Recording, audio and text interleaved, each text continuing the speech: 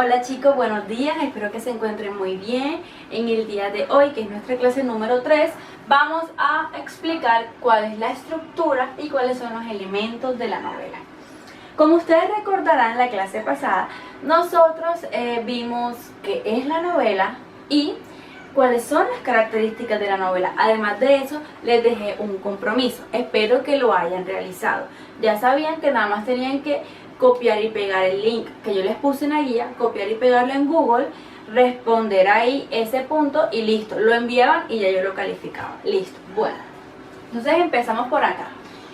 La estructura y los elementos de la novela. Empezamos primero por la estructura. Realmente, para hablar de la estructura de una novela, tenemos que hacer referencia a algo flexible. ¿Cómo así? De manera muy general, las novelas, y también esto lo vimos cuando hablamos en el primer periodo de los textos narrativos, tienen esta estructura, ¿cierto? Un inicio, un nudo y un desenlace. Nosotros en el primer periodo ya vimos qué hay en el inicio, qué hay en el nudo y en el desenlace, y además qué elementos están presentes en cada parte de un texto. Por lo tanto, no voy a demorarme explicando y repetir nuevamente. Ahí puedes repetir, remitirte a tu cuaderno, ¿cierto?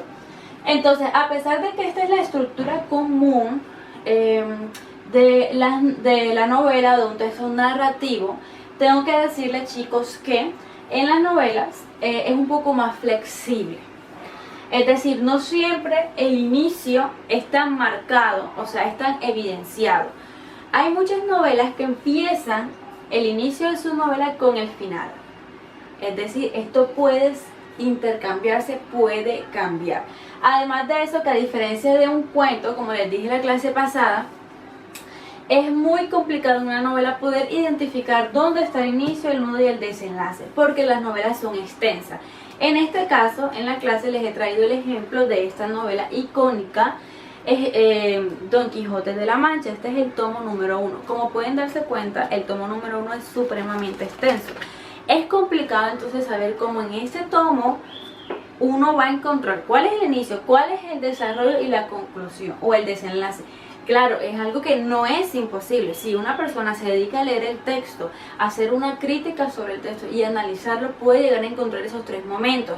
Sin embargo, no hay que estresarnos hallando o buscando esos tres momentos, el inicio, el nudo y el desenlace. Es más que todo disfrutar, ¿cierto?, de la lectura y entender los acontecimientos y los sucesos que se están dando. Entonces, como les digo, una novela puede empezar por el final, puede continuar por el inicio. Eso depende de la novela y de la forma en cómo el escritor haya querido plasmar su lectura. Aquí nuevamente traigo de ejemplo el libro que vamos a estar leyendo este periodo. Obviamente aquí tenemos un libro que es mucho más grande en cuanto al volumen. Acá está uno más pequeño.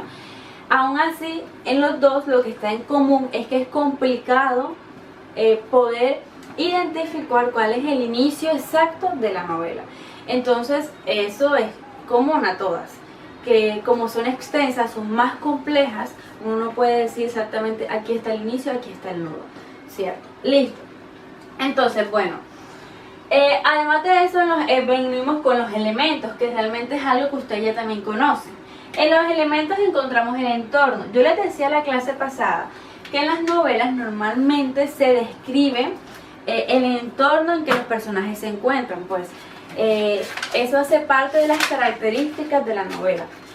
Entonces yo les voy a mostrar, me permiten unos segundos, el inicio de cómo empieza Don Quijote de la Mancha, para que ustedes vean que cómo así eso de la descripción de los lugares. Esta primera parte que les voy a leer de Don Quijote de la Mancha es un fragmento supremamente conocido y reconocido en el mundo de la literatura. En un lugar de la Mancha, de cuyo nombre no quiero acordarme, no ha mucho tiempo que vivía un hidalgo de los de lanza en astillero, adarga antigua, rocín flaco y galgo corredor. Una olla de algo más vaca que carnero, salpicón las más noches, duelos y quebrantos. Los sábados, lentejas los viernes, algún palomino de añadidura los domingos, consumían las tres partes de su hacienda. Bueno, nada más leyendo este fragmento hemos notado varias cosas. Primero, que se describió un lugar. Este lugar evidentemente es en donde se da el inicio de toda esta novela. Segundo, probablemente cuando ustedes me estaban escuchando no entendía muy bien lo que decían porque las palabras sonaban raras. Y es porque, y esto hace parte de uno de los elementos, ya ahorita lo vamos a tocar al final, es porque hay que ver en qué tiempo, no me refiero a pasado, presente o futuro, sino en la época en la que el escritor quiso escribir su novela. Evidentemente aquí estamos viendo una novela que tiene un vocabulario totalmente diferente al que utilizamos hoy, digamos en el 2020, y además un tiempo también distinto. Por lo tanto, la forma de expresión va a ser totalmente distinta. Cada novela tiene su tiempo, tiene su espacio. Listo. Entonces, el entorno, los personajes, ya eso lo estuvimos comentando en la clase pasada. Los personajes son varios, por lo general son varios personajes. Cada uno presenta su conflicto y su problema. Idea o argumento, esto es sumamente importante. La idea o el argumento hace referencia a la parte, a la idea central de toda la historia, de qué va la historia, de qué trata o en qué consiste. Entonces, eso es idea argumento. Si una novela no tiene una idea principal, evidentemente no se va a entender de qué es lo que se está haciendo, ¿cierto? Si tú escribes un ensayo, un cuento y no tienes la idea principal de lo que quieras hacer, es complicado hacerlo. Finalmente, chicos, el tiempo, como lo habíamos hablado también en clases presenciales, el tiempo está en si el texto está escrito en pasado, presente o futuro, y también significa la época en la que fue escrito. Finalmente, chicos, quiero mostrarles un dato curioso que está por acá, para decirlo de alguna manera. Esto corresponde a que en las novelas, la novela se da el placer o el gusto de hacer lo siguiente. Como yo les hablaba a ustedes de que la estructura es flexible, la forma de narración también es flexible.